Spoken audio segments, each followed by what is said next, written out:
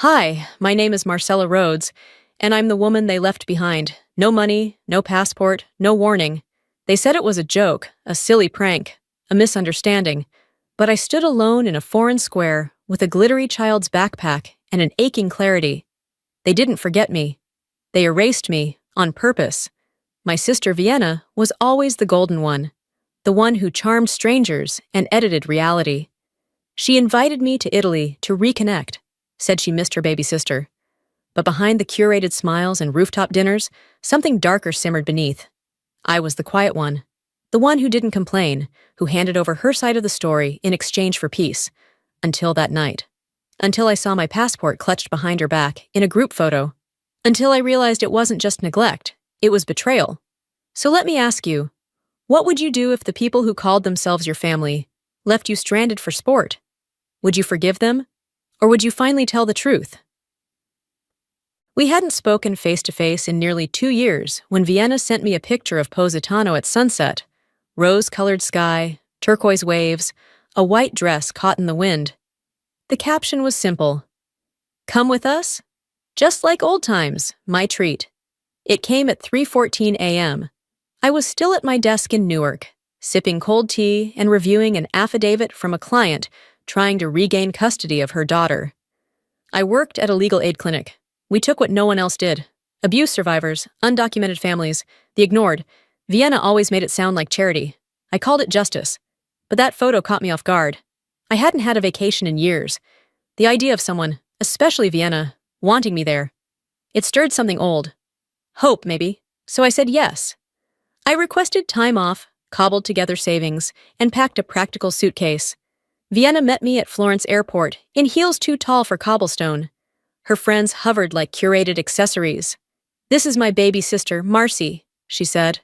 Don't let the legal vibes fool you. She's a softie. Laughter, warm, stylish. I smiled. It was easier. But from the start, I felt it. That ache of exclusion. They took group shots I wasn't in, shared jokes I didn't understand. When I commented on anything, someone redirected the conversation. We roamed markets and rooftops. They dressed for Instagram. I held the camera. I kept thinking, maybe if I stayed quiet, they'd let me stay close. On the 4th night, we had dinner on a rooftop above the Arno River. The view was breathtaking, city lights glowing like constellations. Vienna glowed too, in a backless silk dress. She told a story about her charity gala. The mayor's wife was crying by dessert. They thought I worked in politics. The table laughed, flashbulbs snapped. I stayed quiet. When the waiter came, I discreetly tipped him. Vienna always argued over group bills. I thought easing tension would earn grace.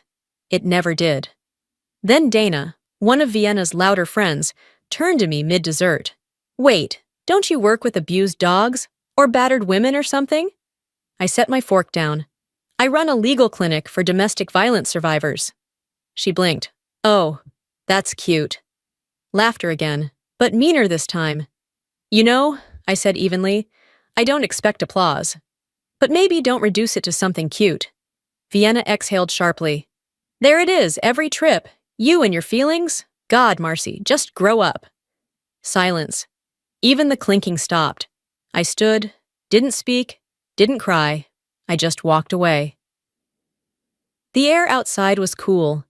I wandered Florence, letting the buzz of mopeds and distant music cover the quiet panic building inside me.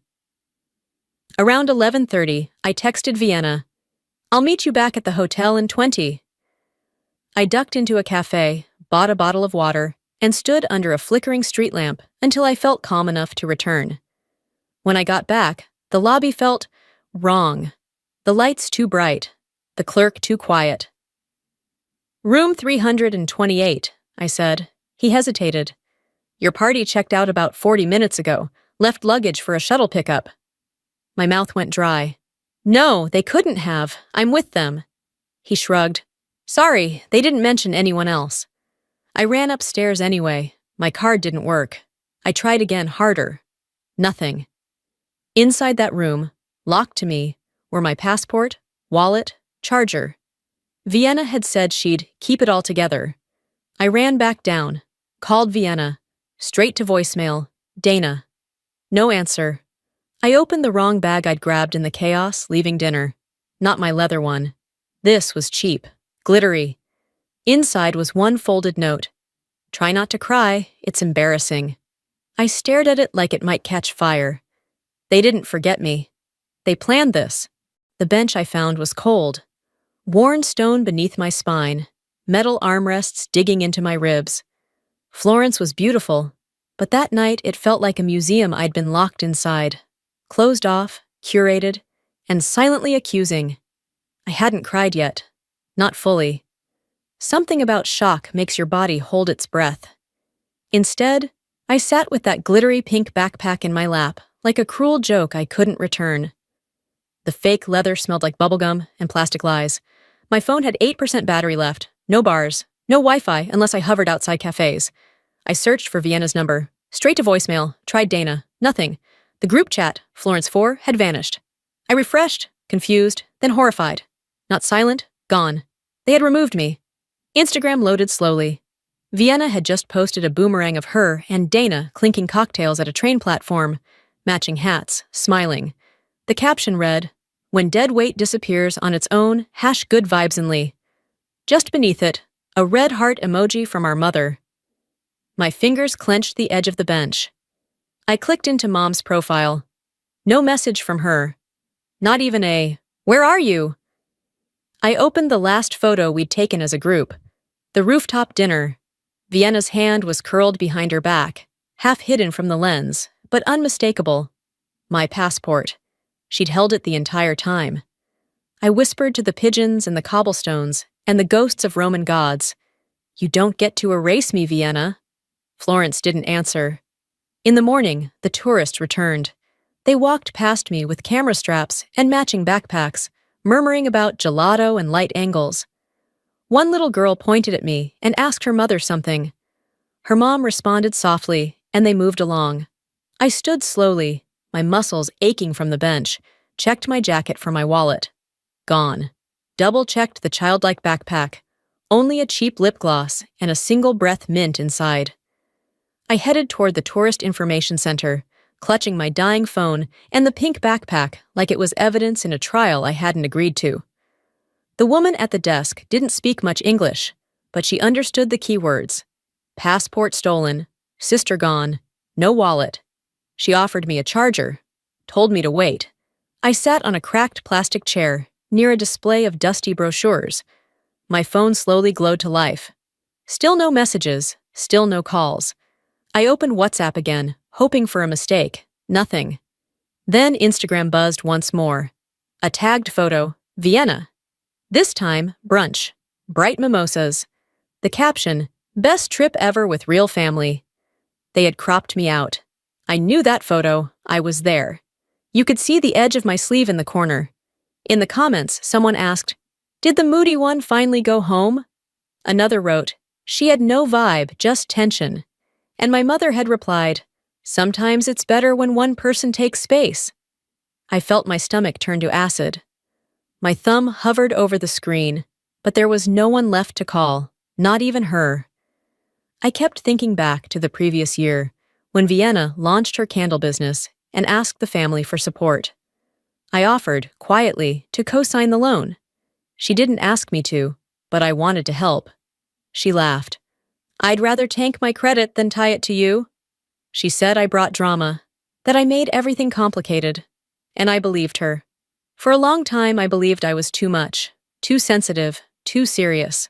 But now, sitting there in that cracked chair with a cheap backpack and a flat battery, something shifted. They hadn't just forgotten me. They'd rewritten me. There was a map of Tuscany hanging near the door.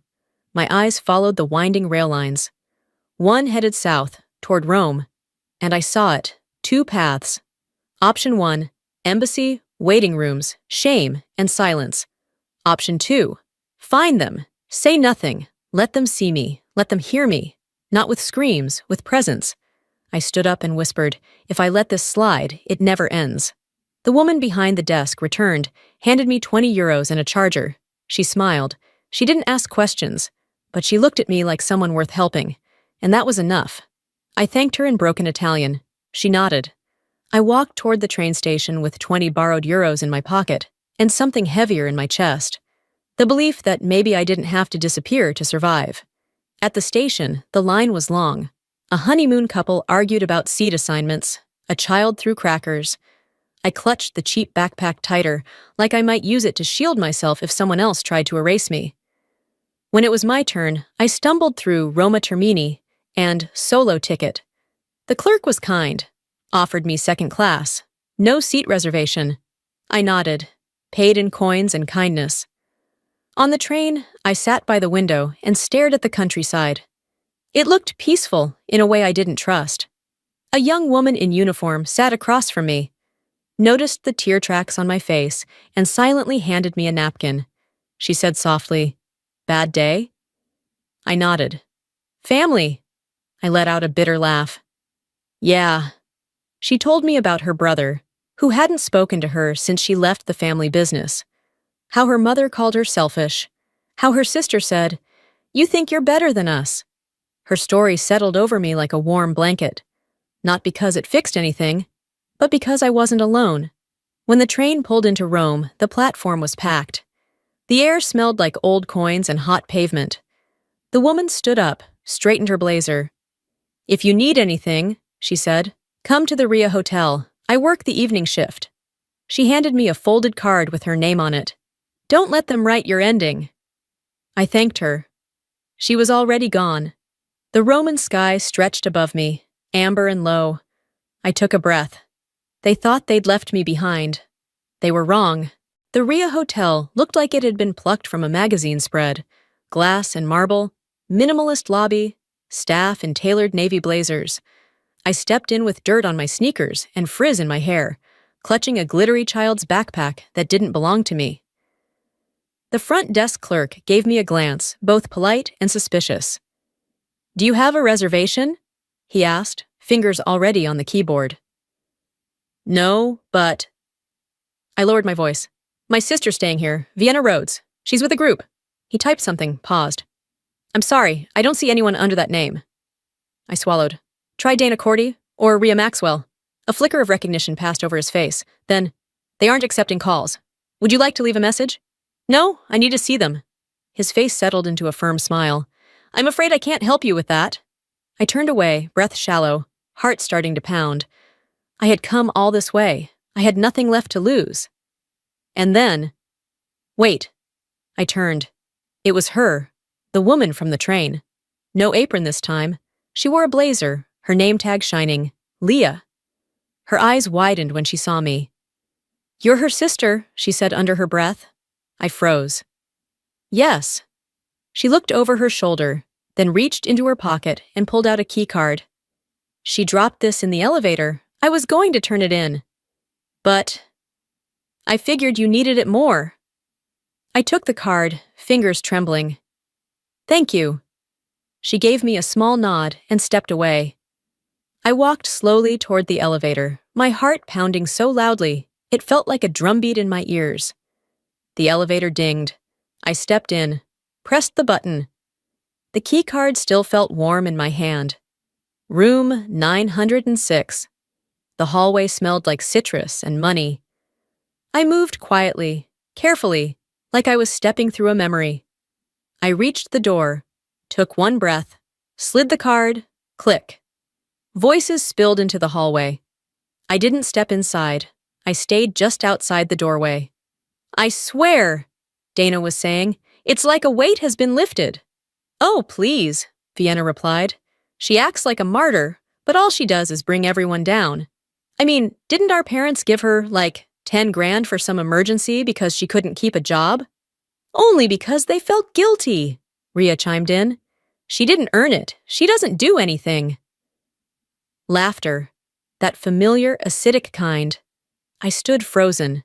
Every nerve in my body lit up, not with fear, but with clarity. That emergency fund? I never saw a cent. Dad once mentioned something vague about a trust, but when I asked about it, he'd brushed it off, said I was making drama. I thought I'd imagined the whole thing, but I hadn't.